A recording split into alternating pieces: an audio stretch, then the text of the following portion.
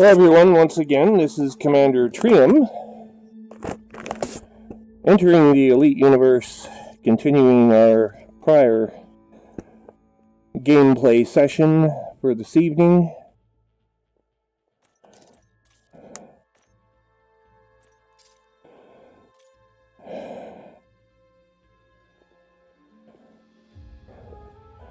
We're continuing a series of missions aimed at increasing our balance as quickly as possible to upgrade our freighter class vessel,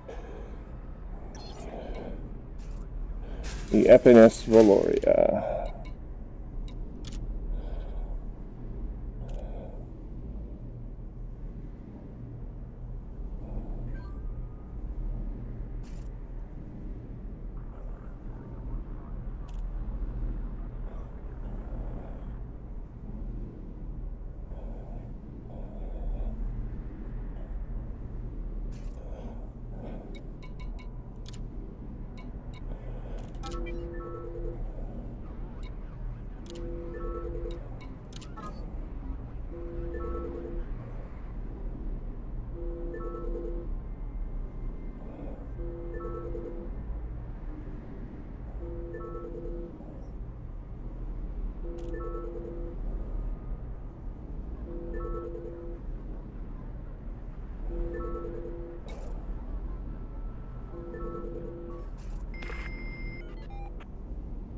Hello there. I don't know if you have a mic or not, do you? Does not sound like you have a mic. I just wanted to make you aware, since I use a VR headset, I can't use the keyboard very easily. However, I got it. Can you hear me? Yeah, I can hear you now. You lost 2 million credits today. So I'm in Vizcano City. I'm going to give you a little tip you can keep to yourself. You transit between here and another base over at, what the heck is it? LTT, hang on a second. Galaxy map. I'm in Vizcano City in the STF, that's Sierra Tango Foxtrot 1774 system. And you want to... Sierra Tango Foxtrot 1774. 1774. You're not far away. You're in Alios. It's right close by. And you can go to... You collect aluminum here, and then deliver it to... Where's the freaking... hang on. One moment. LHS Lima Hotel Sierra 331 Crowley Hub. Sell the aluminum at that point. And then you go back with medicine, basic medicines from LHS 331 to Vizcano City at STF 774, and you will get millions of credits if you have the cargo capacity. But basically, What's the cargo capacity you're talking about? I have 500 units, 500 metric tons. I'm flying a heavy freighter, Type 9. Okay. So I'm making about 2 million per shot doing just that. There is limited contact with threat forces and no obvious nonsense going on here. Hang on. Yeah, there it is, LHS 331. So, yeah, just go between these two systems, deliver aluminum to 331, and take back basic medicines to STF 1774. And you will get, if you have the cargo capacity, it's probably in your interest. What are you flying? I'm in an Asp Explorer. Yeah, you won't make tons of money, but you'll get back the 2 million faster trading those commodities than you will anywhere else right now in the galaxy, according to the Elite Dangerous database site. And that's So, what I'm doing, and I'm making Viscous City? Vizcano. V-I-Z is in, yeah, Uh-huh. C-A-I-N-O. N is in So November. aluminum to Curly Hub, and then in the same system, go to Viscano and get basic medical supplies. Yeah. What was the station in STF 1774? That's Vizcano City is in 1774. Oh, so I get basic medicine at Curly Hub? Yeah, Curly Hub in the other one. It's Yeah. just a 2-hub run? Yep. That's That's it. pretty sweet. I'm gonna... Well, I have several million credits now. Maybe I should buy a cargo ship. Well, if you can afford a Type 7 or a Type... yeah, I mean, it's good to have multiple ships, I think. I don't know. Yeah, no, I mean, I'm not poor, but I've been trying to do these missions, and I've just been getting, like, for some reason my shields or something aren't good enough. I'm getting ripped apart doing black boxes. Yeah, don't do those. The Asp Explorer, the toughest part of the game I had to experience was between upgrading from an Asp Explorer to a Python, which is the next medium class ship step up, basically up the ladder. And there's a big gap between those two ships where you're going to end up pulling like crap loads of... You need 60 million credits just to begin to think about buying the Python. That's without any upgrades whatsoever, and it's dangerous to fly around with 0 engineering upgrades. So you definitely need more than the sticker price on a space frame, but you will get at least some of your losses recouped, and if things go well, you can upgrade from... I mean, you can always start off with a Type 4 freighter, and then go to Type 7 and then Type 9 in stages. So that's another approach. I didn't really do the like, I got sick and tired of doing cargo runs in my Cobra Mark III, so I wanted to explore the galaxy and really get into the game, so I sort of changed directions as soon as I got a Python and could upgrade it. I started doing some of the more difficult missions and trying to up my combat skill, which is now at expert level. I also had to do some exploration missions, long distance. Those were fairly lucrative, or could be, depending on where you were and what you were doing. The exploration missions that send you 200 light years, I mean, you'll want to do them in your Asp Explorer, but you have to outfit with passenger cabins. And they've kind of nerfed, with the latest upgrades to the system, they've nerfed the passenger rewards. I noticed a little bit. But what? They're like way low now, or what? They're just not as lucrative necessarily as they were before. I think I've maxed out a passenger at 8 million for one trip, 200 light years or so. The other thing you can do, there's also a certain amount of sanity in going and considering going to war with the Thargoids, and that can be lucrative depending on how you use the opportunity. There are many opportunities being afforded by the war effort. Some now include things that didn't exist when I did mine, which include the Guardian missions. And I've done a couple of those, but not... I haven't gone and done the 150 blueprint grind that people have been talking about to get Gauss cannons and things of this nature. But the Gauss cannons, the main advantage is they'll work against humans and Thargoids both at the same time. The AX cannon series, which you get for just, readying yourself to do combat with the Thargoids only work with the Thargoids. They do almost nothing to other human ships, including NPCs. Yeah, I mean, I'm so far away from that. Like, if I have more than one attacking me, it'll just go down so fast. Yeah. I've been free, basically outfit, and Asp Explorer, unless you really, like, you maximum upgrade it for combat, is not, like, really a good combat vessel. Like, it's a get in and get out vessel. Yeah, I mean, you want to run away pretty much almost from everything that will come after you. Although I did make a bold effort with my Asp Explorer, certainly at times.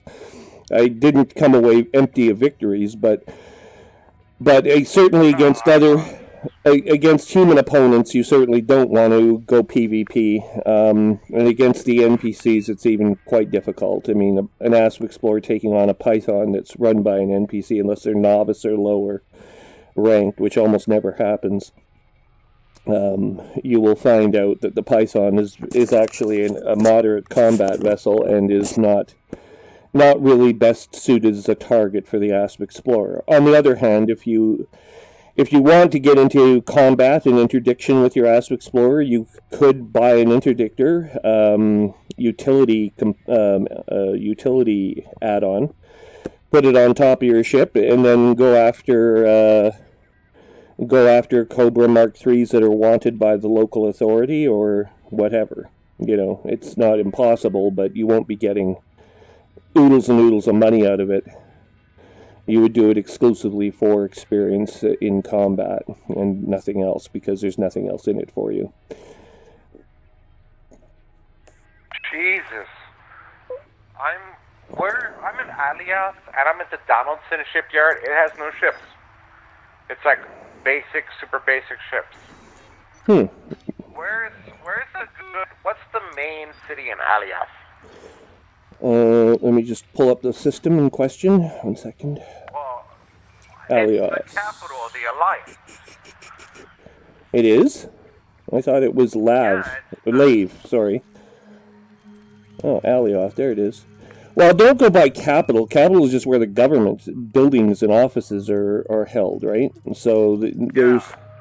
I mean, it looks like the Alliance... don't forget how the Alliance is governed. It's a coalition of basically six leading generals who control the Alliance and dictate policy to its parliament. It has a prime minister, of course, Ed Mahan.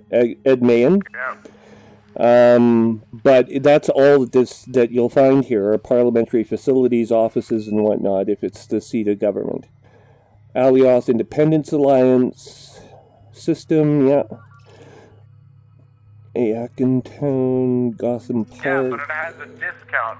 This system gives a discount on Alliance shipyards, no? I hadn't heard that, but it's possible. I thought Alliance faction... I thought your faction rep gave you discounts on buying... Different factions give you different rewards. Only the Yang Rui's... Li Yang Rui's faction gives you discounts on ships, and they don't care whether or not you're part of their alliance or not. They will give you the same bonus if you're with the Limbavan government or not. Panav and Tal, which is my alliance, that's the faction I'm with, rather, is mostly independent or Federation worlds, some alliance, and some empire.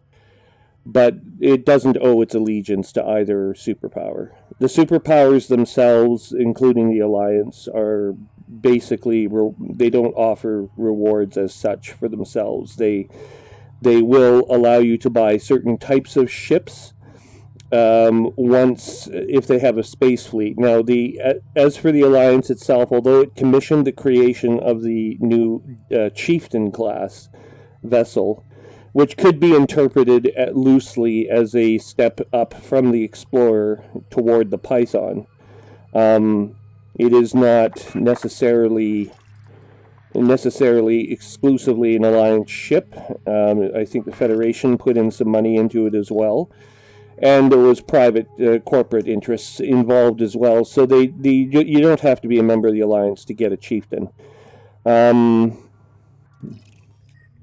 Yeah, so I mean, I would say the seat of government probably looks like it's going to be Gotham Park, or maybe Donaldson Station.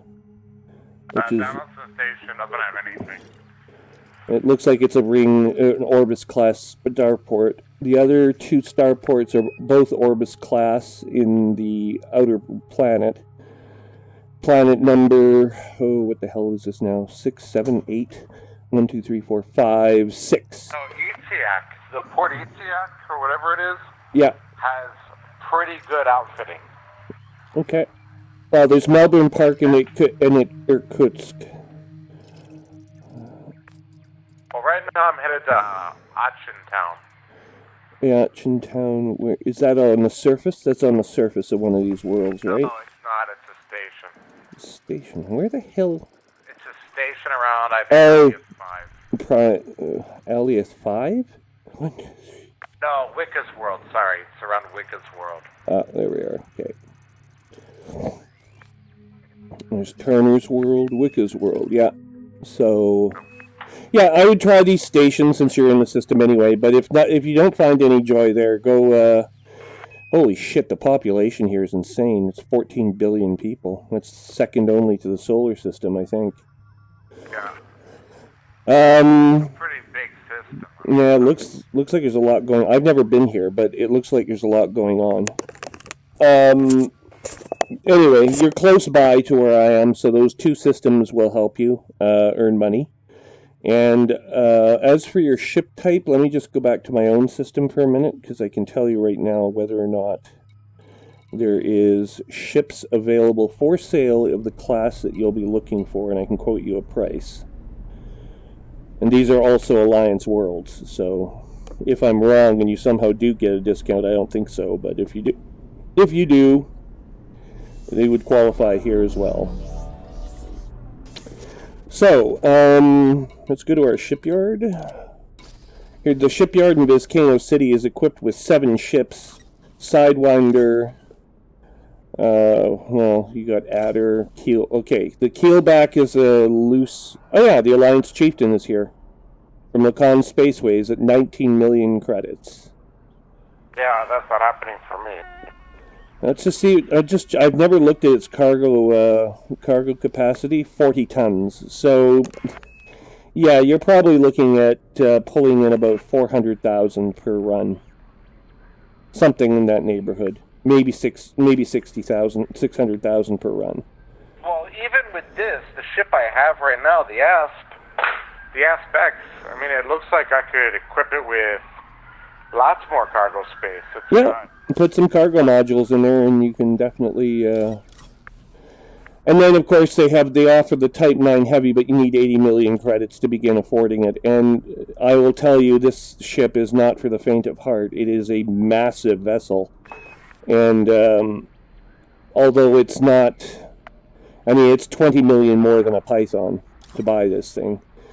And finally, of course, you have the Type 10 Defender, also commissioned by the Alliance. Type 9 chassis is being used for the basis of this ship, followed by basically adding weapons ports to it, so it turns into a kind of mobile military platform. Its primary function is to destroy Thargoid targets. Which ship? The Type 10 Defender. Oh, yeah, but yeah, I'm not even close to that. So, I mean... I'm not even thinking about evaluating ships like that. Right now, I mean...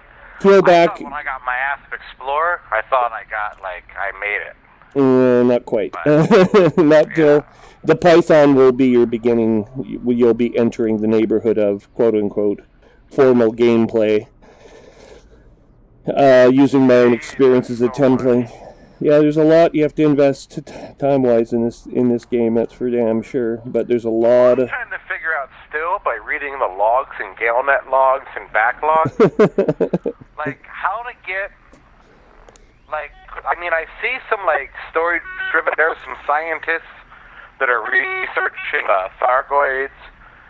Like, what's the first, like... Before the vanilla version of this game came out... Yeah. Like, what was, like, the first plot-driven point they had in Discovery?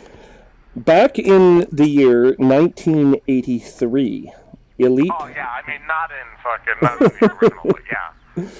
Actually, your question, your question is sort of apt today because this weekend, we're celebrating the 25th anniversary of Elite 2 Frontier, which was the exact predecessor to this game. Standalone PC released in 1995, 93 or 95, one of the two. Anyway. I can't imagine what the graphics were on that in 95, Jesus.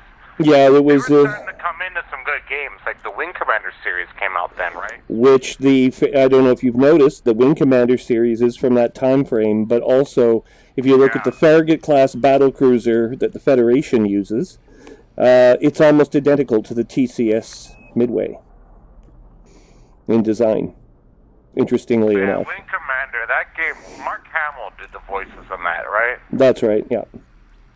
That was Wing Commander. That was like one of those games when I was a kid. Yeah. Like I was probably just entering high school when that game came out, or middle school. Yeah. And I never even imagined, like, because I looked at the specs, and you really needed to invest in that game to make it good. Yeah. But it has so much possibilities, it looked like. I knew that this game would eventually stood a pretty good chance of being developed at some point, and if Frontier hadn't done it under David Brabin, I would have probably taken a stab at it myself at some point in my career as a software developer. But it's been a long time coming. I'm glad it's here, and it's still better than Star Citizen in my book any day of the week. Well, Star Citizen, I don't know, like that's given out, but it looks like what they're trying to do is it's going to be more like first-person shooter aspect type stuff. Like it's going to be more arcade space simulator than a in-depth like X4 simulator. Well, their latest update looks like they fixed a lot of the bugs that people were complaining about. Their asteroid design is very intriguing. It's a different approach than what's being used here. David Brabin is an expert. I mean, when he started his computer project in 1983 and built Elite 1, he was building for... literally a PC market where having 8K of RAM was something that you could, or 16K of RAM was something that you could just be amazed by. The base new chip. The newest chips were actually not run by Commodore or the Amiga. Well, the Amiga was a new chip design. It was the first truly 16-bit chip design that I bought a computer for. So I invested myself in the Amiga 500. I was just entering working age at that point in time. And then... I never had an Amiga. I had a Commodore 12864, but... Yeah, so Commodore 64 was the big system for a while. But, I mean, it was outdone already. The 6502 CPU by Motorola was what drove those systems, and they were used in microwave ovens, and that's what the chip was originally designed for. The 6809 could actually emulate 16-bit computational operations and had division functionality at the assembler level, which is not something that the 6502 could boast about. So it was harder to get. You had to do modulus functions and things to get the same results. But he basically became an expert at crunching numbers and making really good use of generative data models in a limited amount of space. Now, with the systems that we have online today, where we're dealing with, we're at the brink of the 64-bit chip market, by the looks of things, maybe 32. I don't know where this is headed next, but it's going crazy. Post Pentium, certainly. Post i7. The computer graphics, I mean, I'm using a VR headset. I can rotate my head in any direction and instantaneously have graphics update to my eye sockets. So I'm literally immersed inside the environment. Do you get nauseated when you use the... No, not at all. Really? No, but I'm resistant to motion sickness, so I don't experience... Because, you're, simulating motion, but you're not actually moving. Your mind has to be fucked. Is it seamless? How does it look? It's seamless. Totally seamless in my system. I I have a developer workstation. It's i7 with, lots of redundant. In fact, I put Elite on the solid state hard drives just to get that much more performance out of it. So basically the bottleneck for me is network bandwidth, which is not really a problem. I have gigabit Ethernet directly here. I have an amazingly fast connection with low latency and I got this on an SSD. Oh, really? Good. On SSD? Yeah. Yeah. My biggest thing is my bottleneck. I mean, I have a pretty, decent chip. So, whoa.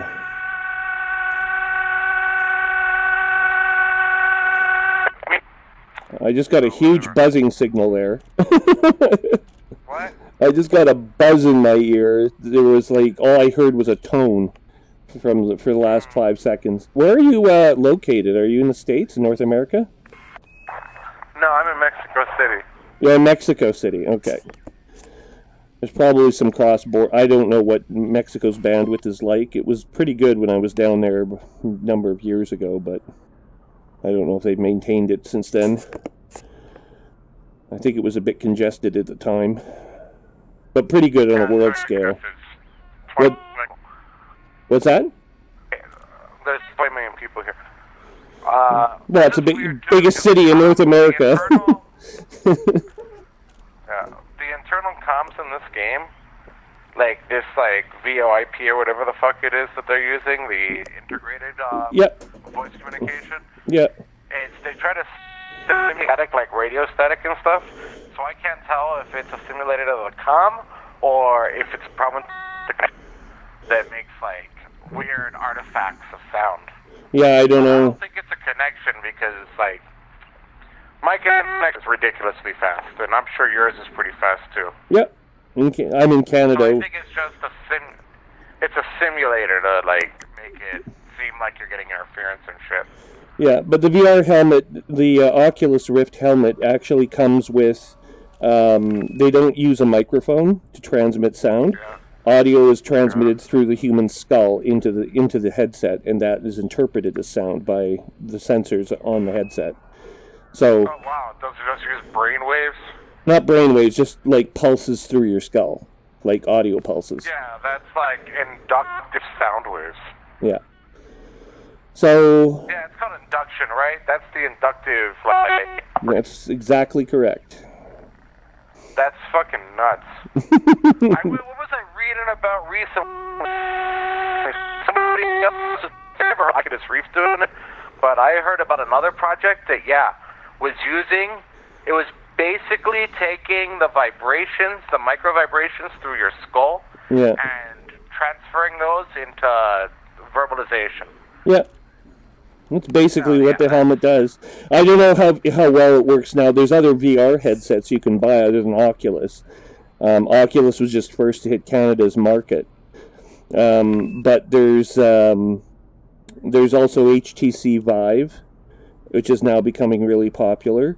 The main selling point, I think, of the Oculus Rift is its transportability between the Xbox from Microsoft and the PC. So you can actually use your VR headset on the Xbox as well. I don't have an Xbox, but whatever. But I'll probably get not a Rift, but I'll get a VR rig. But I'm gonna wait till technology becomes a lot more ubiquitous in other systems, because then you're gonna know that the technology is more or less ironed out. Yeah. But right now, it sounds like Oculus Rift is really it's really escalating in. Well, it has. It looks as if Facebook bought it earlier this year, or maybe late last year.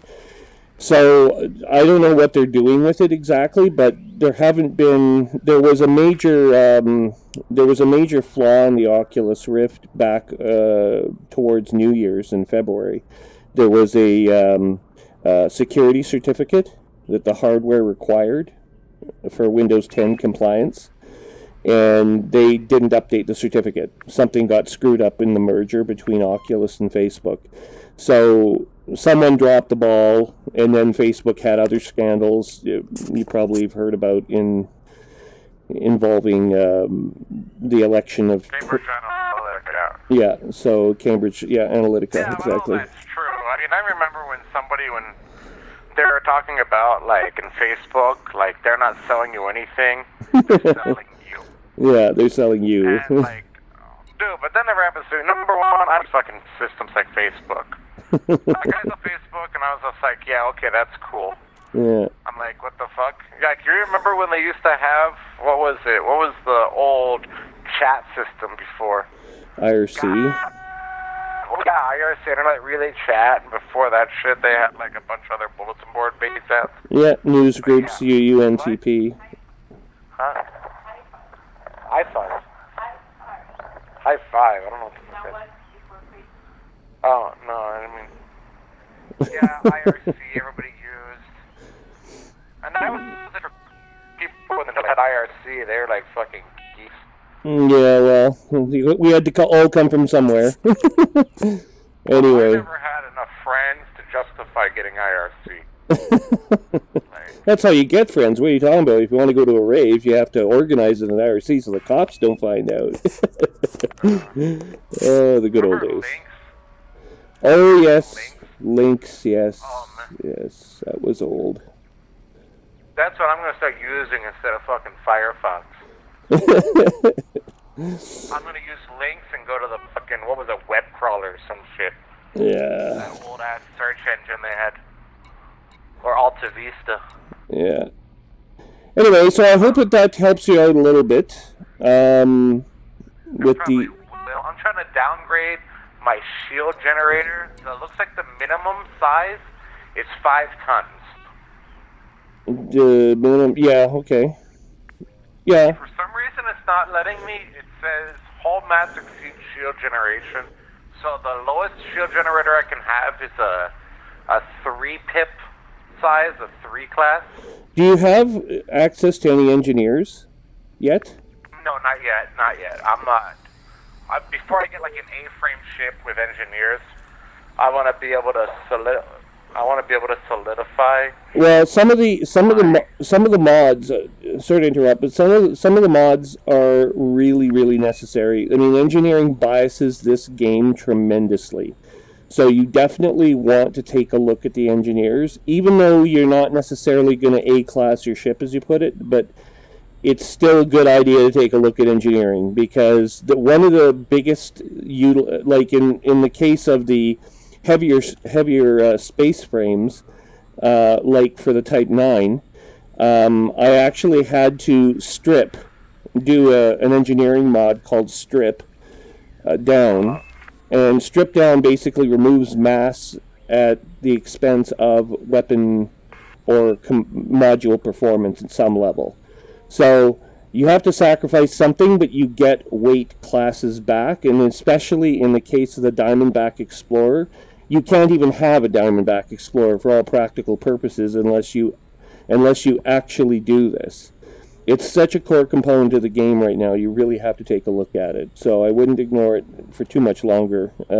If you. Yeah, but I mean, how is it? How are we looking in terms of money? Reusability. Because it takes a certain finite number of resources. Yep. And those resources are still hard to collect. Right? Yeah. No, you have to know where to go to collect resources. You have to either look at mining or going on planet surface, and there's only really two options. Also like rare software scans, for example. Like you hear stories about people camping out in front of stations with high traffic, scanning every ship they can find. Yeah, I know. That just seems like an awful big curve to get engineering access to a ship that I'm going to trade. Like if I spend the same amount of time to unlock engineering perks, well, you know, my ship and unlock it on that, you know what I mean? It depends on the ship, though. Like, the Diamondback Explorer is really good for jump range, right? In fact, it's got the best jump range, bar none. I can jump 50 light years on a whim in my Diamondback Explorer. But, you know, I had to engineer it in order to get it up to that point, because the mass constrictions on it basically only give it access to, like, you know, I don't know, a level 5 FSD or something. So if I wanted to jump it that far, ordinarily level 5 FSDs only jump you, even A-class jumps you only like 30 light years. But you strip it down and you tweak things and you reduce the mass and you bring it. You can get over 100 on an anaconda. Yeah, well, yeah, so I can technically get as high as 400 on the Diamondback, though, if I have a pulsar. I mean, the people who were doing 100 with the Anaconda are definitely using pulsars in order to extend their range. The maximum jump you think? Oh, I'm pretty sure. That ship is not small either. It's like the second largest ship in the game. Third largest in the game. It's it's behind the Corvette and behind Guadamaya's cutter class ship. So, do you think that if I wanted to go cargo on that run you're talking about, I could just do without a shield generator? No, you need. I talked to another player about this earlier tonight. You need a shield generator. I'm not going to tell you not to run with shields because you're just inviting death and destruction. If anything goes wrong, you need shields. At least some shields, just for a little while. But, I mean, like I said... 3D shields. Yeah, to keep the D-class shields, definitely, if you're short of cash, you can keep them around for a while. Try to get, if your ship will accommodate a 4D shields or 5D shields, definitely go for those. Well, no, I just downgraded my shields. Yeah, but... I'm trying to lower... I went to the 3D shields are 2 tons, which is half the weight of the next class. Yeah. So they're the lightest ranked shields possible. But you have to understand, Like these ships are designed with size in mind for the shield envelope that you're operating in. So if you're that's the minimum. So if you take a 5... 3. If it will accept a 5D, and I think the Asp Explorer is a 5D shields if memory serves, you should definitely be running with the 5D shields over the 3, despite the mass, because you can still get that mass back through the engineer. And I think the first engineer is the hardest one to get, probably. I'm not exactly sure how I did it, but I can tell you which engineer you'll want to see. For frameshift drives, you'll want to see Felicity Farseer. She is in the Deciat system, DECI. I have her bookmarked. Okay, and you already have it, so you know what you have to do. Let me pull up my... Give me a second. Let me back out of this. I'm in a sales screen. Let me look at my galaxy map. Yep. Oh, my God. Oh, do you think I can get rid of all my lasers and shit? Do you think I need weaponry? Some people do, some people don't. I mean, you can. You can pull out, but I mean, a weapons port is a weapons port. I mean, even if you just stick like a class 1 pulse laser, an enforcer cannon, or something like that into the slot. One of them is like a few tons. I want to save up. I want to cut the mass because if I'm not going to be using them, there's no reason to take them. That's true. Yep, that's perfectly valid. I can't argue that point. So let's see what I'm looking at right now. If I sell them, the buyback, the rebuy for all the weapons, they sell and buy for the same price. You don't lose any money, right? I guess. It's possible. Well, yeah, I mean, I could strip it and not worry about, like, I'm going to lose 1 million credits. No. By selling them. No, I don't think you ever really lose, except on the larger ship purchases, you never lose 1 million credits. It's ridiculous. I mean, I buy all my ships from inside Leon Rui's domain because he will offer he'll offer discount to everyone equally if you buy a ship from him. What about the sale price? Like, if you go to him, like, for example, say I buy a weapon somewhere else, and I sell it at a different station, is there an appreciable difference in balance? How do you mean? Like, for example, can you buy a weapon for cheaper in Alioth and then go to another port and then sell it? No. For some reason, I can't remember why that didn't work, but it doesn't. A friend of mine, again from South Dakota in the United States, he tried to do that. We experimented specifically with that to see if we couldn't turn a profit, and it ended up being revenue neutral, like absolutely no benefit whatsoever. And it didn't... Because somebody told me, you know Putaris, right? Yeah. Yeah, he told me it's just like selling and buying, there's no difference at all. Like, you could sell every single thing. You don't have to strip your ship before you sell it, anything like that. No, you don't. Completely It's revenue neutral, but you do get, I mean, you don't really want, the game isn't designed to be really worked that way. Like, you don't want to worry about, oh, I'm going to upgrade to this. Do I need to offload all my weapons? Or whether or not you do, it's just basically hassle. You have to pull all the weapon ports out. If you have a specific engineering modification to specific weapon hardware that you like to use in combat versus not, then put away, that's what the locker is for, right? In the locker, you can put whatever weapons you want. You go to your stored modules list inside of the outfitting section of your local starport, and you can pull out, you can have it transferred from anywhere in the galaxy and have it appear at that starport again later. And it just takes time for it to be delivered. So, it's possible to do all of that inside the game frame, and you won't lose anything if you really want to keep an engineering mod. And some of the mods, you know, quite frankly, yes, I do want to keep them. I'd rather not, you know, try to remember everything over and over again about how I went about doing things. Sorry to interrupt. Explain about transfer mods. I assume that every time you had a new ship, you had to re-engineer mod it. No, you can take engineered mods off the ship, put them in the stored modules local to that station. You can you can be anywhere else in the galaxy and transport the mod that you have, like the component. You can transport it from wherever the heck it was you put the bloody thing and bring it back to where you are now. It just takes... Wait, so my mod... Okay, so if I, like, get every single max mod possible... Yes. Like, I completely, fully mod it to the tweaked possible best thing I can do. Right. And you can pull all that stuff off later. Yep. You can pull all the mods off. I can offload, I can put them in any storage I want in any station. Yep. But they're also... Keep in mind, though, that they also give you credit for modded weapons above probably their original value. So you will make money if you go to an engineer and you have a weapon modification. When you sell that weapon... I'm not gonna do that. No, I mean, no one does that. So, but I mean... It's not worth it. But I'm just pointing out that that's possible to do, and therefore you are compensated for any mods that you do lose and have to re-engineer a second time. But whether or not the compensation's of value to you, you have to decide yourself.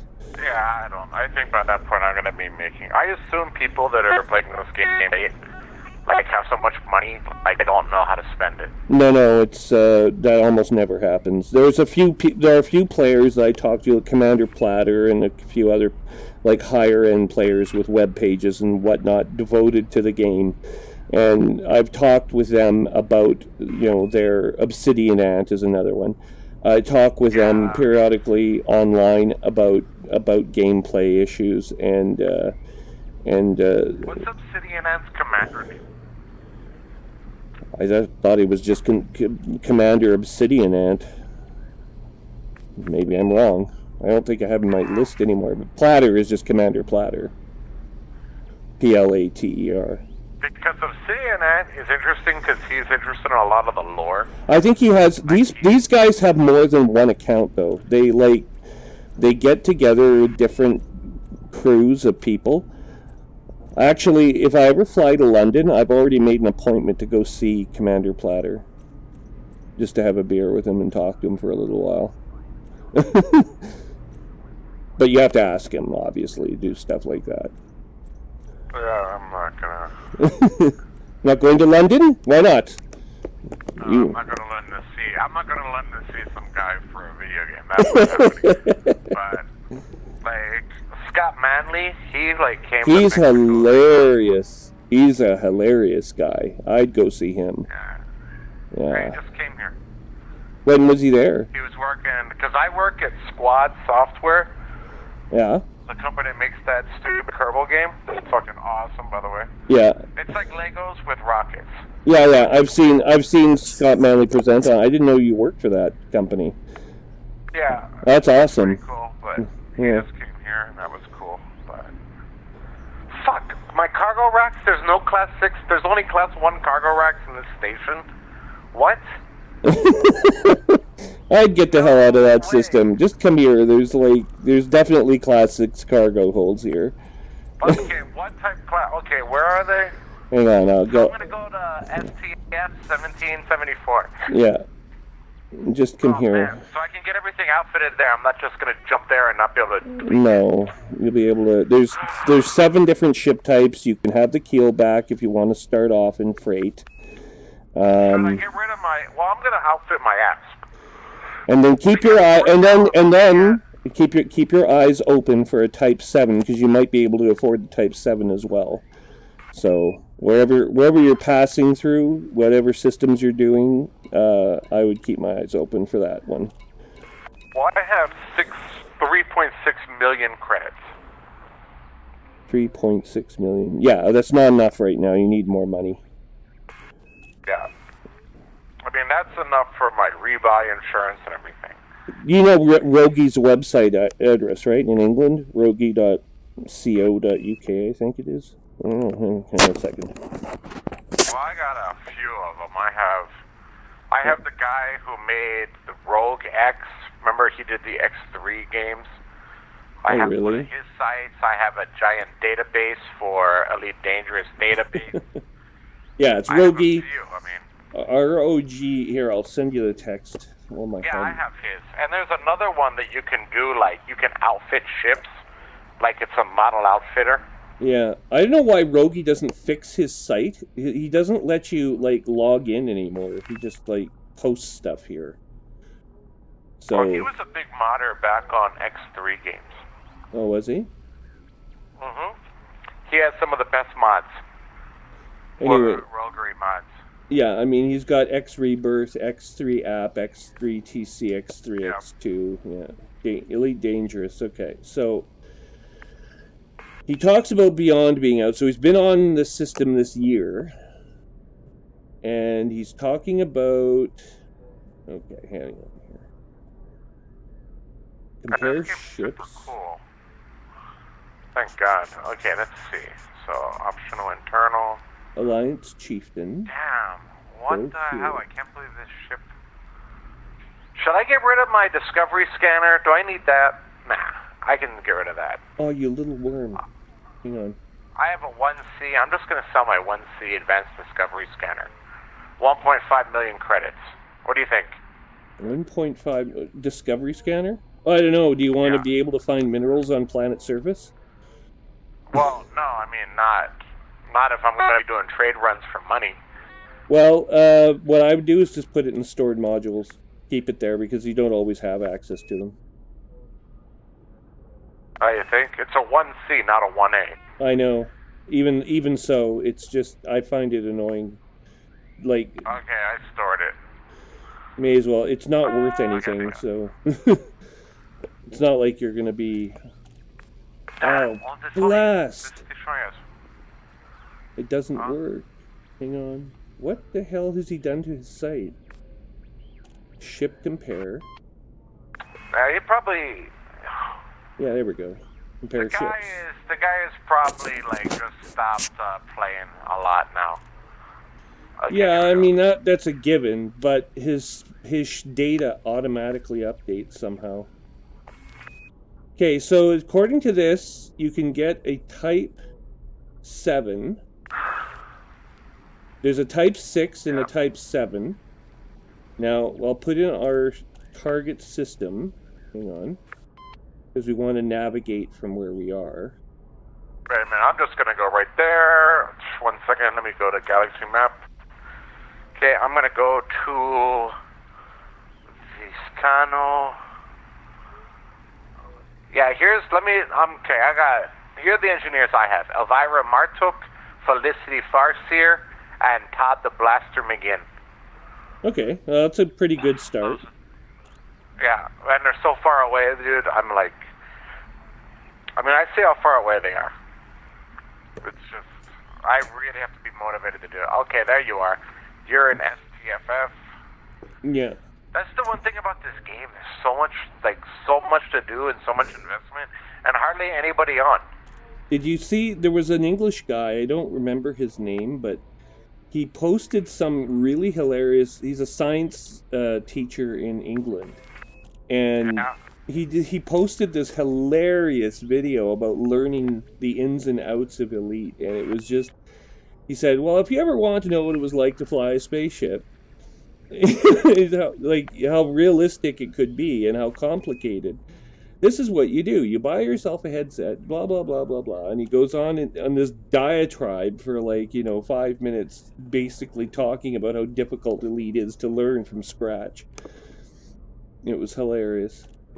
I never really even thought of it as being particularly hard to know, but actually, looking back at the 25th anniversary, and I mentioned earlier, the predecessor to this game, you used to be able to launch. You could go inside a planet atmosphere, right? So you could visit cities on planet surface and so on. And if you didn't request clearance from a planetary starport, say like in the Merlin one at the planet Merlin, New Africa City, in orbit of Aster, they would shoot you down. It's a city, right? So they've got like gun ports all over the bloody place, and they just open up on you the second you don't request access for clearance for liftoff, and they tear your ship to pieces out from underneath you. Yeah, it's pretty harsh actually. STF 1774, yeah. So STF 1774. This ship turns like a cow. Oh, just wait till you get to the Type 9. Yeah, no, freighters turn horribly. Yeah, Like it's nasty. It's really nasty. Well, at least I can do this jump in one jump. Jeez. I can make it to STS 1774 with one jump. Yeah, not surprised. 12.7 light years. That's why I decided I should message you right away. Oh, I had this one guy I went with,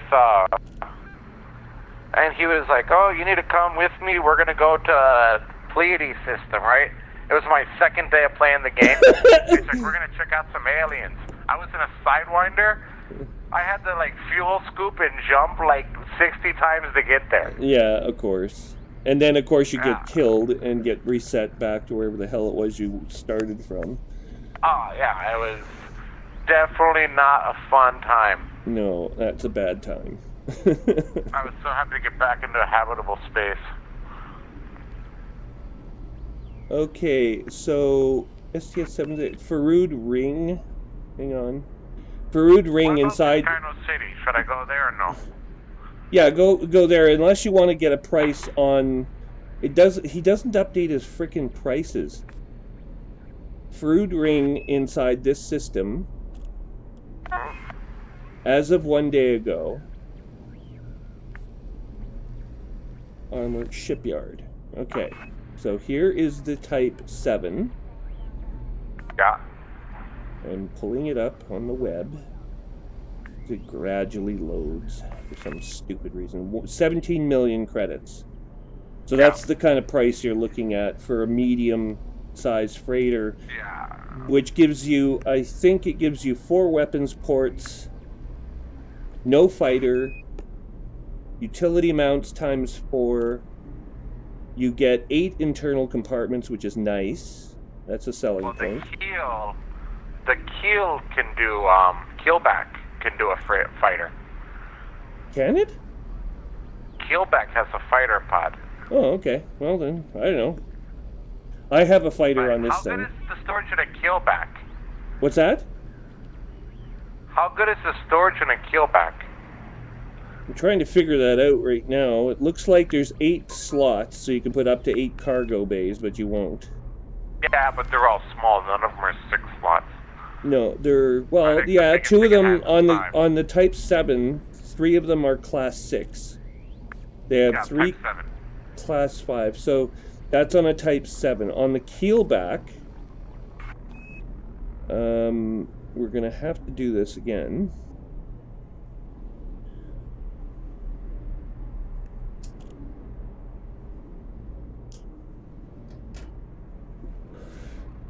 Sorry, I'm still dealing with the dark ages here. I smoke cigarettes, so if I blow in your ear, that's what you're hearing.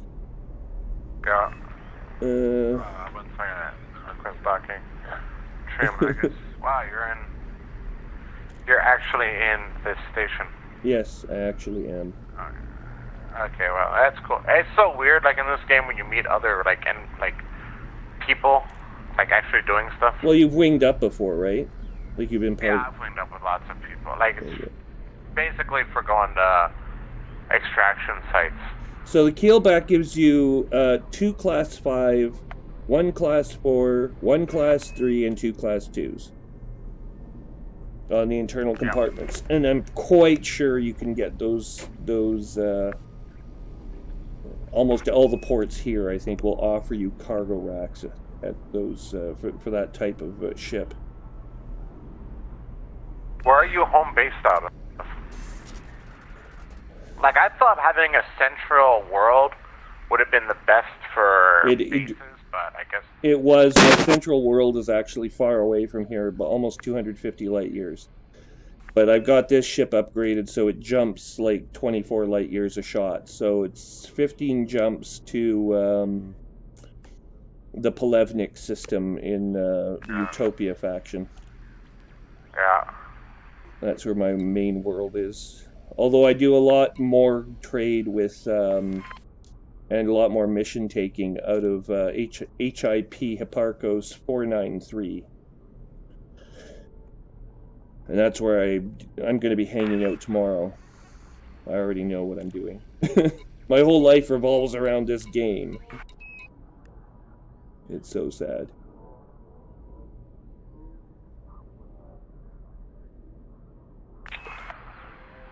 I'm basically, my thing is I just want to, like, use it for the exploration. Like, I want to go see what's happening with Sargoid. Well, that's why you want the Python. The Python will give you the ability for the very first time to hang and battle with some of the larger craft. And you can enter conflict zones and start, you know... Actually, if you take... I'm going to send you my own Twitter account address. So that you can have a look. There's an index. There's a pinned tweet at the top of the page, and I'm going to send you, which gives you the ability to go to the YouTube page where I actually have all my videos logged. Wait, what's your Twitter thing, real quick? I'm just gonna send it to you right now. I had to, like, come out of my options, text chat. There we go. Sending to voice. Okay. HTTP. Because right now I'm in outfitting, so it's kind of hard to do stuff because I'm transferring between screens. That's why I need another computer like me. I have 3 of them here. Yeah, no, people have. Yeah, like there you go. Using, like, Twitter, Commander. Yep. There we go.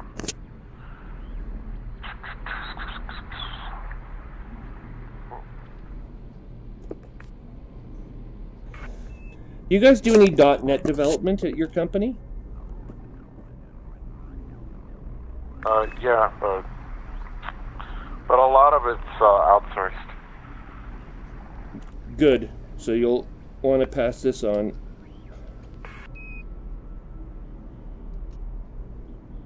Commander Trium, there you go, new firmware. Fixed glass in the cars. That's the second one is the company I own. In case you need .NET development, I'm available for hire right now. I mean, they're kind of cheap. They got bought by, they just got bought by Take-Two Interactive, so. Okay. Oh yeah, let's see. So what do I got? Class 6, let's see, Class 6 cargo, Class 6 cargo racks. How come this station has more, what determines? I don't know. It's arbitrary. What determines what outfitting and things that are going to have at different stations? Is it It's just totally... generation? No. Or is it some type of plot alignment? Or is it random? Well, it's probably...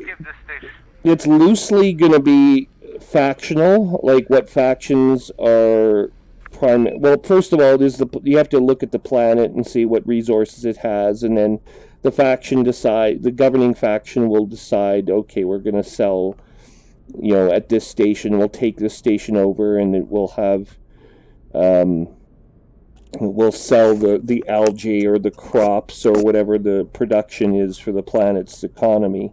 We'll sell that at this rate, and basically that's what dictates what kind of missions you're going to see.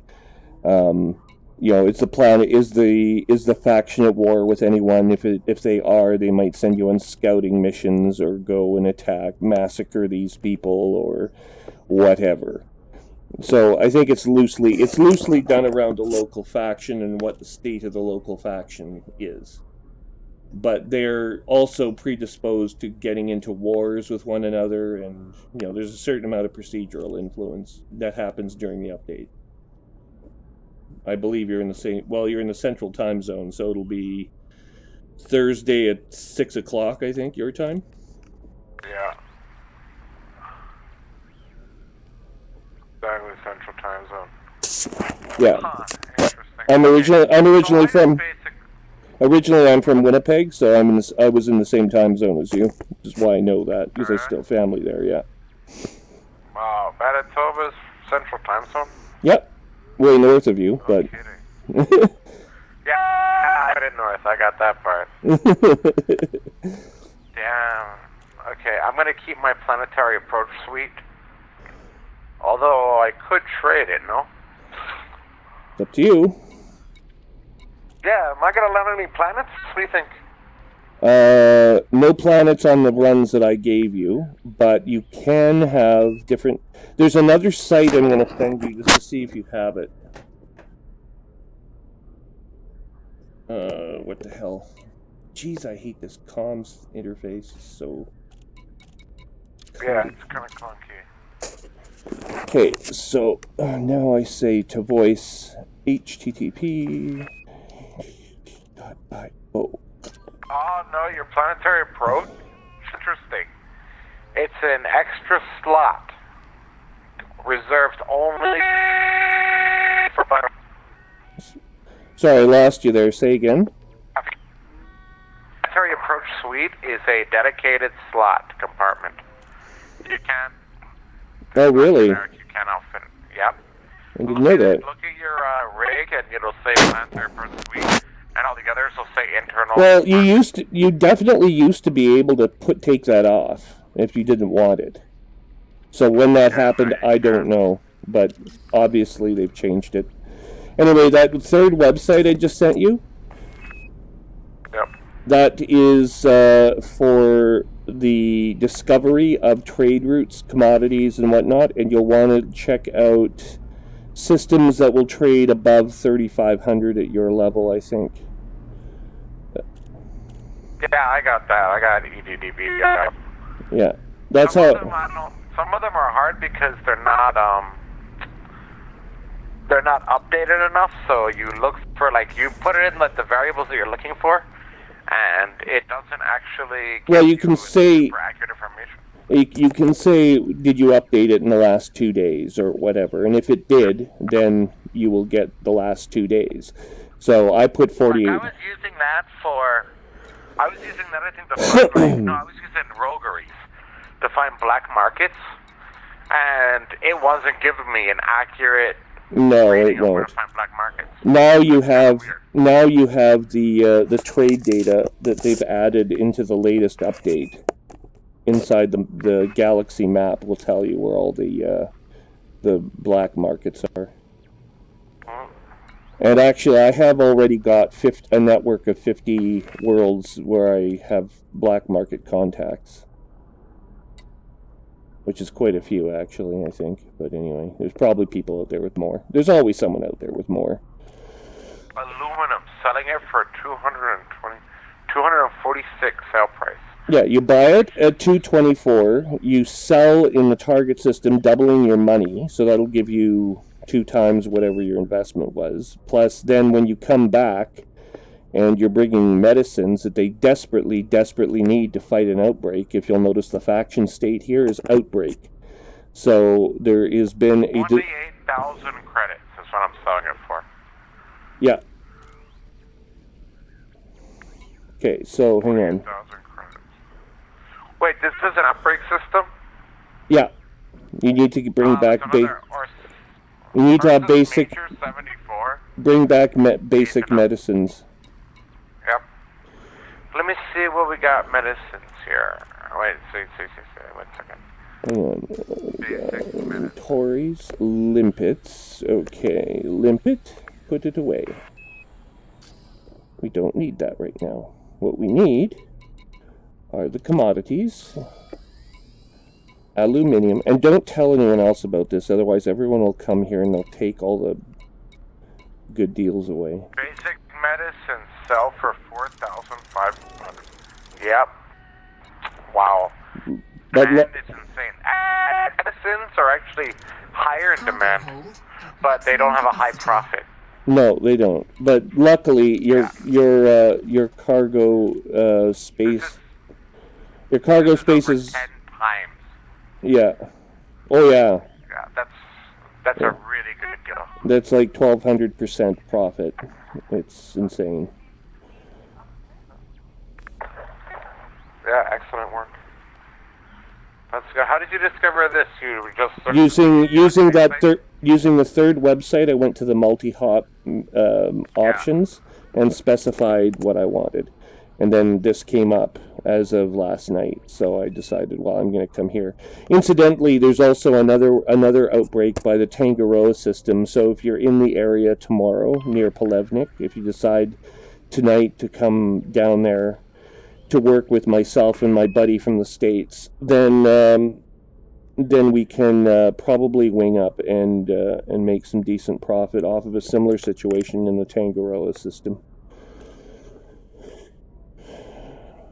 Let's see. Jesus. Yeah, I'll be around for a little while. Let me see. Okay, so now let me go to. Okay, I'm launching. My ship's much lighter. My ship is way lighter. I'm actually coming out of the station right now. Wait, let's see who else is here. What's that? Okay, Type 9 Heavy. There it goes. Okay. Launching. Type 9 Heavy, who's that?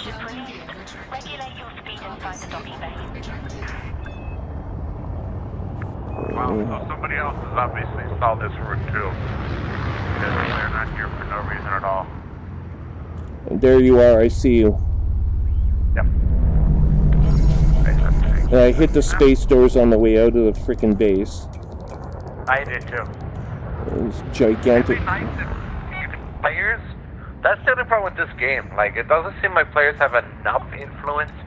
Like, we should be able to destroy space centers if we want. We can cause civil wars to break out. There are things we can do if you really want to. But that's like subsurface influences. Yeah, we can definitely, like, we can be manipulative, basically, but we can't do direct damage to anything. Exactly. But what system is this we're in? STF 1774. Oh, okay, yeah, because I don't want to go to LHS. Okay, then. Let's see where we are. That's not too far. 60 light years. Okay. Yeah, it's not that far. I can make it in 2 jumps. You can make it in 1, probably, with your ass. No, 60 light years. I'm not gonna make that in 1 jump. No? Okay. No. I've got a 12. I got like 13 light years jump range on this thing. Okay, transactions engaging in the galaxy map, and we want to come down to LHS 331. Jesus. 60 light years, that's like 5 jumps for me.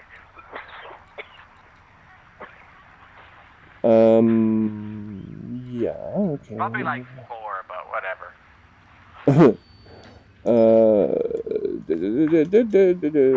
This is not what I wanted. Computer, come back out of here again. I want you to show me a different system. Visited star class state economy. There we go. And run. Okay, so we have to go through Sheila Nagig, which is an imperial world here. No. Oh, hang on, I chose the wrong thing here. That's not an imperial world. The Empire and the Alliance don't really border one another. No, not really. Nothing really borders anything. I mean, there are no borders in space in this game. No, not like customs or anything. They would be, if they had stuff like that, it would be inside the checkpoint or at a system. I'm not even sure what the hell the point is behind the checkpoints are. Have you ever... I don't know what those are either. Like, no one's really explained, like, what a checkpoint does for you. You can land, you can enter it, no? You can go inside, yes, but it doesn't really seem to do anything for you. Okay, so 1 second. Oh, just noticed something else I forgot to do.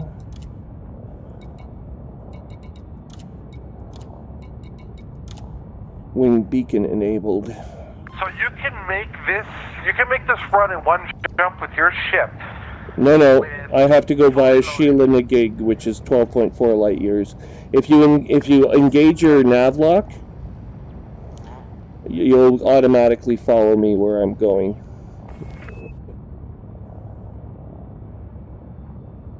Yeah, I don't think I can follow you though. I mean, I don't think I have the same specs as you do. All right. But anyway, if you pick that system, the 3.3 whatever system, 3.3.1 I think it is, you'll go through Sheila Nagig, which is 12.4 light years away, and then it'll route you from Sheila Nagig to LHS 3.3.1. Which is what? 45 light years more? Something like that. I'm supposed to have... I can't do 45 light year jumps, so it's not happening. Alright. But neither can I. Certainly not with cargo, anyway. Yeah, right now, I'm coming in to Sheila Nagig. Yeah, so you're following me. Right now, so... Yeah, you're right. You're in Sheila Nagig. Sorry, I'm going to Lalande. I don't even know where that is. The Lalande system? I have no idea. I haven't heard of that name. It's where I'm going right now. You're in Sheila Nagig. Yeah. Galaxy map, let's find out. You have disappeared. Yeah, for cruise. I'm going between systems. You are in LHS 29. Oh, you're going to... Why are you headed out that way? Huh? I thought... I'm headed to LHS 331. LHS 331's over here by me, not where you're going. Type in LH. I got... What's... You're headed in the wrong direction. Oh, my destination. What's my destination? What the fuck? 9 jumps to Molachi? Yeah, what? You got the wrong destination selected. God, stupid ass thing. That's another thing. When you have the universe map, if you mouse over anything, it changes your destination. Yeah, that's why I use the Xbox controller. Really? Yeah, I have it plugged into my PC. It's just my favorite control. It works with every game. Like, look, because right now I did the search. Yeah. I have LHS in there, but as I see now, I moused over it, and now I'm in like a different system. Well, just make sure that you select the right system from the Galaxy map, and then you should be able just to jump. Okay, I'm arriving now in LHS 331. I'm here. Okay, so where am I going? Right LHS 8 jumps now. Oh my god. 8 jumps? Holy crap. How the hell do you get so far away? Yeah. Interesting. But where you see that friend symbol, since we're on each other's friends list, you can put me... You can come to where I am right now. And you will get to the right system. Where the hell is the base I need here? It's... No. Oh my god, Alliance Communism, LHS 2925. Really? Interesting. That's interesting, yeah. A communist system. I was just talking to my other wingman the other day about communist systems and how rare they are in the game to begin with. Never mind whether or not they're part of the Alliance, but... Yeah, it's an Alliance communist system. That seems contradictory somehow. I don't know. Adrian Ramirez, Remas in Gateway. That's the problem with, like, Penatius, Punatius, and, like, White Tiger and all them. They always run private groups. And I'd much prefer public. Yeah. Well, I like the public system, too, as a general rule. That's where you get to meet people. Exactly. Like, the private group is, you just play a standalone PC game, though. It'd be like basically X3 with a lot less features. Yeah. Okay, so I navlocked you, I think, but how does navlock work? It'd be nice if you could autopilot navlock. Well, you can sort of. You just have to aim at my cloud. I have to like leave the system ahead of you, and then you follow my wake pattern. And the wake pattern will take you to the target system. You need to have, I need to have enable nav link turned on at my end, or enable navlock turned on my system, and you have to go engage navlock on yours. Yeah, I mean, I'm already headed there anyway. Yeah, you can do it manually too. It's just as valid. It's just a question of convenience or very rapidly making sure you stop at the right points. If we ever are both members of a wing and get attacked, one can help defend the other. So it's just a feature. It isn't necessary to play the game or anything, unless of course you're playing combat. Closing to 7.5 kilometers. We're within the sphere of influence for this station. And now, Crawley Hub. Request dock. Docking request approved. Computer, disengage engine. I just have enough fuel. I just made like 16 jumps with no scoop or anything. Yeah, well, inside the bubble, it doesn't really matter because you can always refuel your ship. And if not, there's fuel rats out there somewhere on the web you can always engage to, on a barter system to come rescue you. Or out of the goodness of their heart. Most of them just do it for fun. Yeah, but I heard the response time. Like you have to make an appointment for them to meet you. The fuel rat is not in right now. Sorry, you're stuck where you are until he is. Yeah, no, it's like, hey, do you want to do fuel this time? It's like seeing a doctor. Please take a seat. Contact confirmation. Yeah, I'm thinking.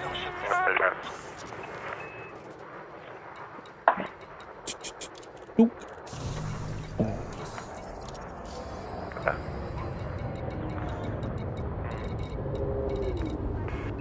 Aluminum. Sell it.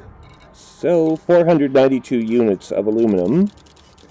For the grand total prize, cha-ching! 256,332 credits. Credits. More credits. What's the biggest cargo capacity shipping game? Because they have missions for like 4,000 units of freight. That's supposed to be when you have a wing. You have a wingman. Yeah. And you can go back. You can do it by yourself, but you just have to keep going back and scooping up more of the cargo over and over and over again. But if you do it with partners, obviously you split the load between the two freighters and you form a convoy and then you go, I guess is the idea. But do you get wing credit? Because before it wasn't giving you good wing credit. They give you dividend. If it's trade you're doing, they give you trade dividends. You'll just see a message pop up in your information screen that'll tell you, hey, you've got a trade dividend of 750 some odd credits or whatever it is. So did they tweak the missions to make them a lot more shareable or what? If you complete the missions until, as long as you find them lucrative. There's no preset limit on how. No, I mean in terms of shareable, like if we get like an execute pirate leader whatever. Yeah. We both can share the same mission. Oh yeah, and you both, and unlike the other system, the legacy system, this system will let you both take home the full payment.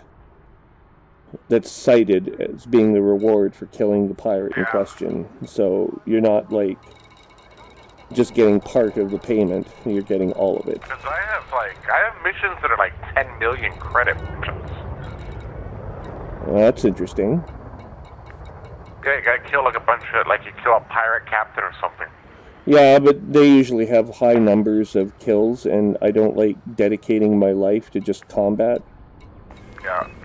Exclusively. So, okay, so there's still lots of supply for agri-medicine here. Cargo is full. Remember these numbers. I'm buying 492 metric tons of basic medicines for 159,900 credits. Guess how much you're going to sell for?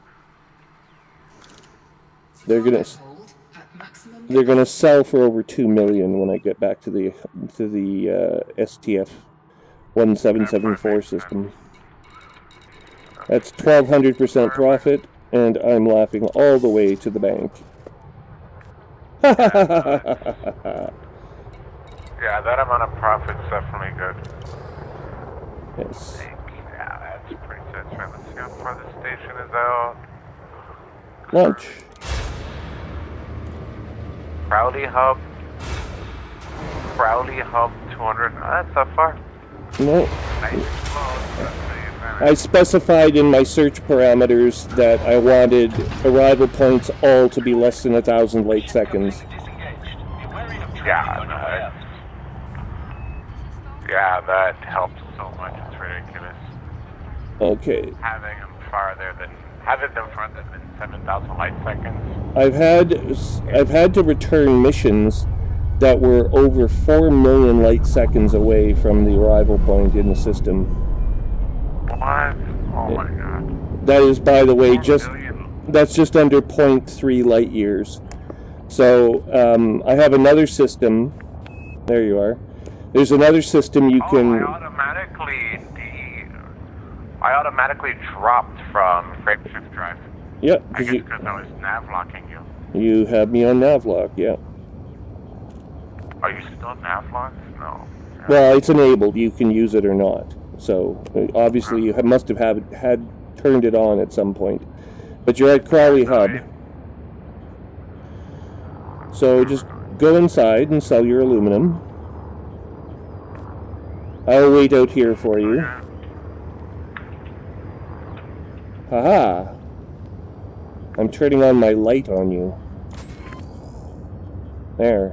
Now I'm shining my light at you. What do you think of that? The light effects in this game are pretty realistic. Yeah. Well, actually, the Python has the best light. You can light up like half the planet with the lights on that ship. Alright. It's like a miniature sun. They're very bright. That's kind of ridiculous. Well, it's useful too if you're using an SRV on planet and you need to see what the hell's going on like around you. Having a light source that actually reaches a kilometer away from your ship is quite helpful. but... So, what are the, what's the short list of updates they're making? Right now? Like somebody was talking about, I read an article online, and somebody in the comments posted, it's like, oh yeah, we're going to be able to finally talk to people in stations. Like, what? Why Talk to people in stations? stations? Well, there's space legs, I guess, but I heard that was tabled for the foreseeable future because they're trying to get atmospheric planets enabled for landing at cities, like so that you'd be allowed to land at Mexico City on Earth, which no doubt would be included since it's one of the larger cities. Elite 2 Frontier had, what cities? They had London, New York, Los Angeles, and Sydney, I think you could land at. Yeah. Buenos Aires. And I don't know where else. Mind if I ask you a personal question? Sure. You're not using a very Mexican-sounding accent. Is there a reason for that, or you speak English as if you were born here in Canada? I speak English. I was born in the United States. Were you born? American, dude. You're an American. Yeah, Okay. American. Okay.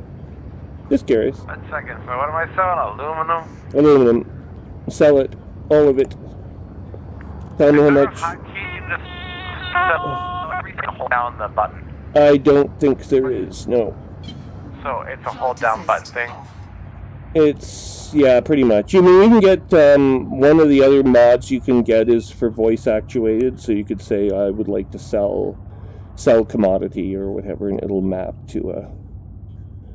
Nice, good. Okay, so basic medicines, no? Let's see what we got here. Yeah, you want to buy basic... 386. Buy as many basic medicines as you can. You will get 1,200% return on the money you invest.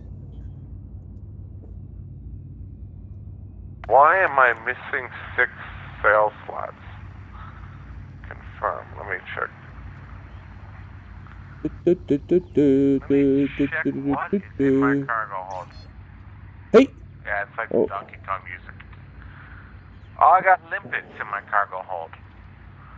What? That's weird. Okay, so I'm gonna get rid of those limpets right now. If you want. Advanced maintenance, recycle. Yeah, no, it's 6 cargo points, and those limpets aren't even close to. I use the limpets myself when I sometimes feel like I need resources to trade with the engineers. I will, when you get those signal sources that just randomly appear in some systems. Well, I'll stop and actually go and pick up some of the scrap, because the new trade brokers for various resources will trade anything, including like garbage that is floating around in space. Well, when you go to... Yeah, but it's like, is it like 100-to-1 ratio or something? Yeah, I mean, it is, but if you keep doing it over and over again, it doesn't occupy any extra cargo, since it's storing those resources on a per item basis, right? So if I take... And they don't delete with your account.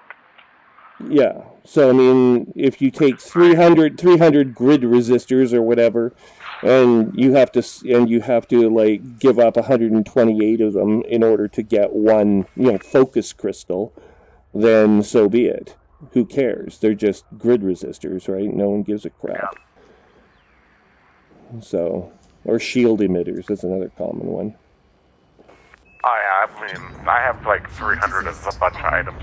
It doesn't cost you anything to have like hundreds and hundreds of shield emitters, so you may as well. Just basically the time to collect them, and that's all that you're investing. Yeah, I usually do that whenever I go to a site. I use my limpets. Yeah. So it's because why not? And I'm kind of glad I did now. Yeah, the one type of limpet I haven't used yet that I have a panel for some reason is the research limpet. And I haven't had a Thargoid in front of me in a while. Those are new, no? Yeah, they're new. But they're supposed... So I have another question. Alien artifacts. Yeah. So it looks like that, like, decontamination limpet. That decontamination limpet is basically can allow you to transfer artifacts, right? I think so. Decontamination limpet. Yep. Oh, there you are. Hang on. You are flying an Asp Explorer. Okay, do you see me? Yeah, I see you. You're a little bit behind me and to the bottom. Okay, so here's what we're going to do, just to show you how the nav locking crap works. Get that? Let me pick my system. Right STF-1774. now, I have disable voice comms, enable wind beacon, leave wing. Okay, back. We're going back through Habo. So here's the target system. Keep me on your target. Like, go ahead and target me. Wait 1 second. How do you target wingman? What's the hotkey for that usually? I don't know. There's one. I just aim at the target, at the wingman in question, and say target. But there is, you're right, there is a key for it. Definitely. Yeah, and I forget what it is. There's a few. There's some targeting hotkeys. I forget what they are. Yeah. But you're aiming at me now. Okay. Close enough. Okay, got you. Okay, so let me go first, and then you'll follow You're my... listed as enemy because you are a different faction. Really? It doesn't list you as my enemy. It says hostile, but it doesn't say enemy. It says enemy for you. Wonder why. You're with Edmund Mann? Open fire on you. What? I have no idea. Oh, well, It's whatever. probably something to do with faction conflicts. Yeah, but it doesn't apply to wingmen. I mean, you don't actually have to start shooting at me. My God. Okay, so here we go. Cannot comply. Why? Oh, the landing gear. Hang on. Landing gear retracted. There we go. Countdown begun. FSD charging. Yep. I'm moving to an Drive engaged. A-class Blue Star outbreak reported. 3, 2, 1. Final countdown. 4, 3, 2, 1. FSD engaged. Wake out of range. Well, get into range and Frame then... shift canceled. Use limit 3 tons. Exceeds the 3 tons use limit. Damn it. Then you can't. But ordinarily what would have happened at that point is you would have proceeded. I would have engaged my frame drive too. Yeah. But I guess I'm It using... seems like the most useful commodity in this game is frame shift. It is, very much.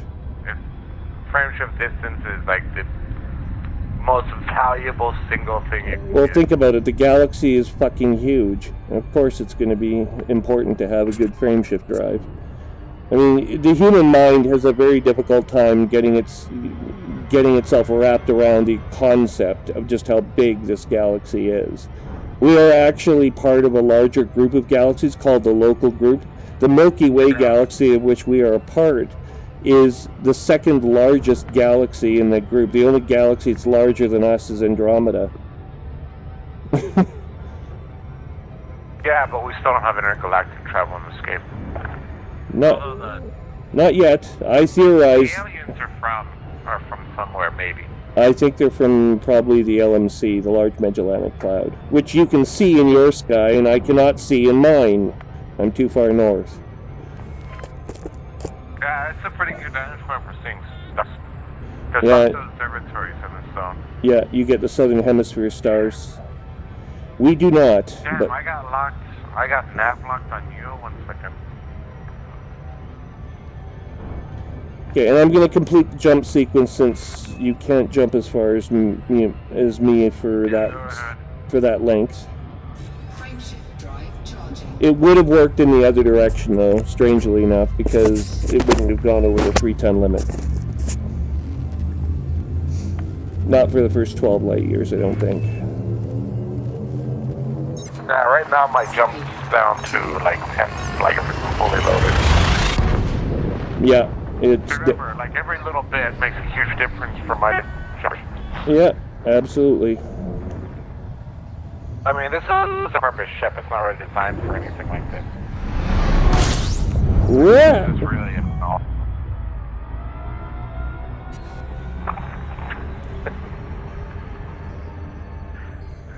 Okay. What I don't understand in this game is why do they have the dynamic that...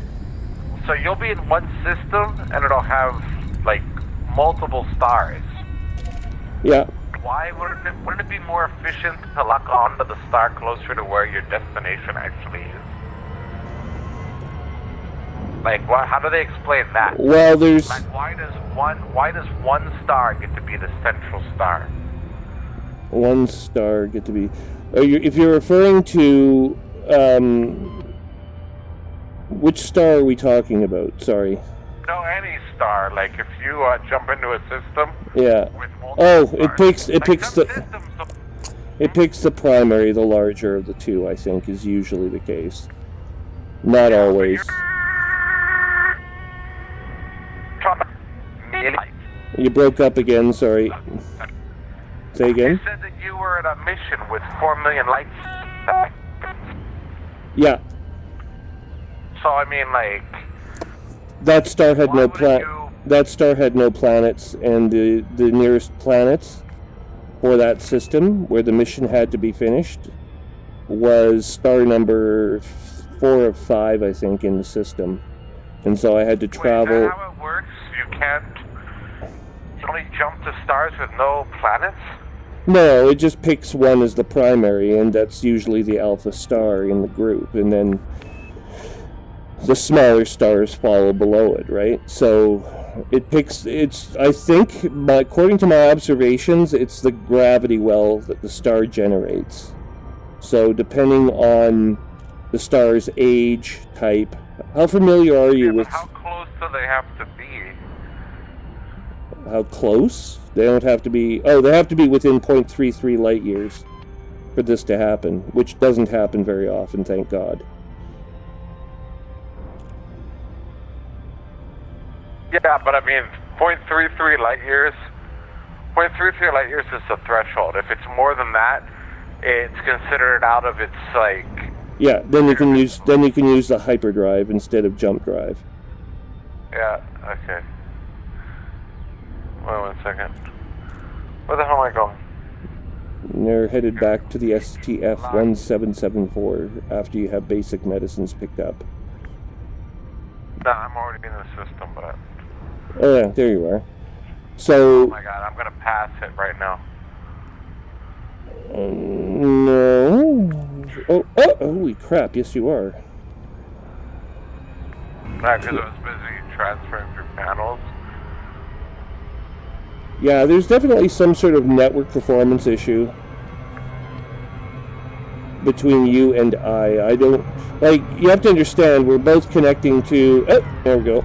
We're both connecting to England, right? There's a... Frontier Development has a development center, a software office in Halifax, Nova Scotia, here in Canada. Oddly enough. Where they do a lot of the North American stuff, business. But, and I actually saw a job application there that was sort of interesting, but I didn't think I was quite good enough to be considered for C++ development, since I haven't really used embedded systems development platforms before. And that is a requirement of working with Frontier. Are you a software developer yourself? No. No? Okay. No, I do like databases and stuff. DBA work. Application. What? Stop. Computer. Request doc. That's one of the things. It would be nice to have that request doc as an auto transaction, like the hotkey it. Yeah, and it's one of the options you can have if you want. You can get a voice-actuated game-playing app that will help you do it. I think it's called, what's the guy from South Dakota call it? Landing gear deployed. I think he called it system lock or voice lock or something like that. I should have gotten him to send me a text message. Damn it. Boy, how good is it? Well, he's like, he'll be like playing, we'll be talking to one another, and then all of a sudden he'll say, computer, request dock, and his ship will dock with a space station that he's targeting. Yeah, but you can only do that if that function was already identified as somewhere in the code. It is. So, I mean, I could do that with the key press instead, no? Yep, you can do it either way. Huh? There's more than one way to do it. You can do it multiple different ways. So what's But the key press command to do it? Jesus. to request docking? I don't know. I actually haven't even looked at the app, so I don't know how he does it exactly, but I'm assuming that there must be a key press for it. He must be doing something that's already embedded in the code to do it automatically. Because he's doing two functions. It's either he's communicating directly, he's connecting directly to the station by basically the nearest station, or he has something that says select the first target, which will be the station, and then send the request. Yeah, well, once the YouTube has posted the video log from today, he's in the first half segment, and he talks about this tool a little bit. So technically, I can just go look at the look at the video myself and do a cert key. Well, no, that sounds like a good app. Yeah. Well, he got it. He had to think like people that have. He had to buy it from Europe somewhere because it was only he had to buy it in euros. He was telling me on his credit card. Sorry, I didn't mean. Well, there's like Capsule OS and things like that, which is built on top of some other like voice recognition modules. Yeah, well, I mean, most of the voice recognition crap for Windows is built on top of Windows Cortana, which is now the new standard that Microsoft has implemented in Windows 10 for voice interaction with your computer. Well, this isn't Cortana based. Castle OS it's some type of Linux platform using. Oh, I see. Yeah, and it's pretty versatile, but I haven't used it yet. I remember Linux. I used it many years ago. I miss X Windows, I have to admit. Windows is fine now. Windows is fine now, Windows, but it's way better. After Windows XP, it was super stable and super reliable. yeah. No, I'm a big fan. I've actually been employed by Microsoft twice in my career already. And I currently hold a business relationship with them through the BizSpark initiative. Let's see what we got from Mission Board. Any missions that go there? I don't know. I haven't looked. I've been too busy making money. Here we go. Okay, so remember that number I gave you before? Here's the Here's the profit. Selling 492 tons for 2,227,284 net profit, 2.427,284 million credits. So 2.4 million credits for that turnaround. Yeah, that's way more profit than I made, but I made about 600,000 credits profit. That was what I suggested it would be, roughly. Incoming message. Okay, I have an incoming message from somewhere. It is someone, there's someone else here who's local. Uh-huh. Uh-oh. LHS 331. See, this is the problem with me posting my logs on my video logs on YouTube, is that people start seeing that there's stuff going on in this system, and then they might come here and try to help share in the wealth taking. Unfortunately, we'll deplete the system, and everyone's disease will be treated. We don't want that. Yeah. Terrible as that is to think. Good pharma company model. Yeah. There's a P system. Oh, I just got a reputation change. Heartlord Virgos, Misar. Internal report delivery. 100,000 credits for a report delivery. That's not bad. Not bad. My buddy from New York just logged in. Yeah. Look at these planetary scan jobs. Yeah, they do about 1 million. Well, no, that's not true. I've done planetary scan missions for 2 million credits, but it's not as reliable as the Commodities Exchange. The Commodities Exchange is always 2 million credits, whereas the planetary scan mission sometimes go as low as 800,000. So, I don't know. Like I said, I have to do a number of them tomorrow, so I will be doing that, but... Holy crap, it's 3:35 in the morning? Yeah, it's 11:35 p.m. Okay, that's fine. Yeah, it's 11:35 p.m. Oh, Jesus. We're an hour ahead of you, so I'm going to have to take off on you at some point, unfortunately, but... Yeah, don't worry about it. It's like, thanks for so much for showing me that. Well, try to be helpful. That's what it's about. That's what it's all about. Oh, he's in the solar system. Why is Nate Dogs in the solar system? Yeah, these guys did, Frontier finally address the people using bots and, macros. Yeah, but that's going to be an ongoing problem. I just have to accept it. And you know what?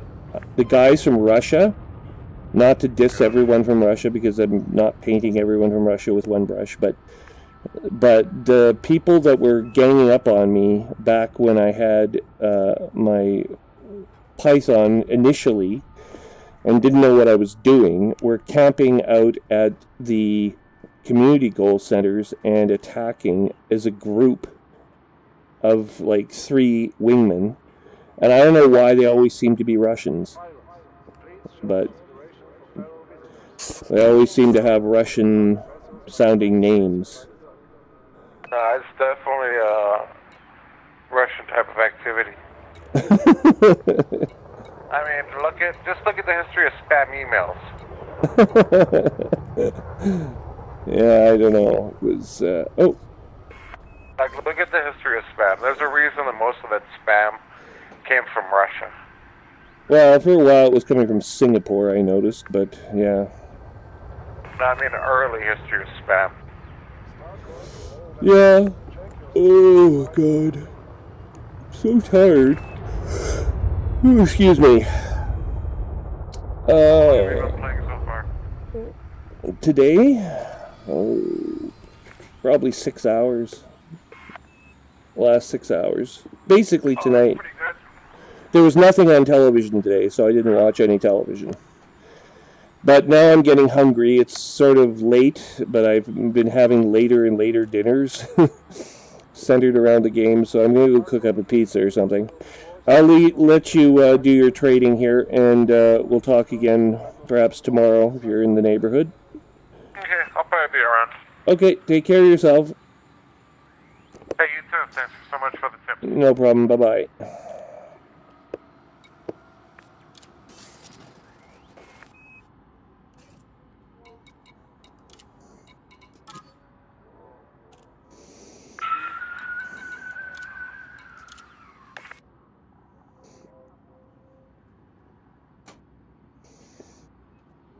And as we've just stated to our friend here, we didn't get a lot achieved, but we did some socializing tonight.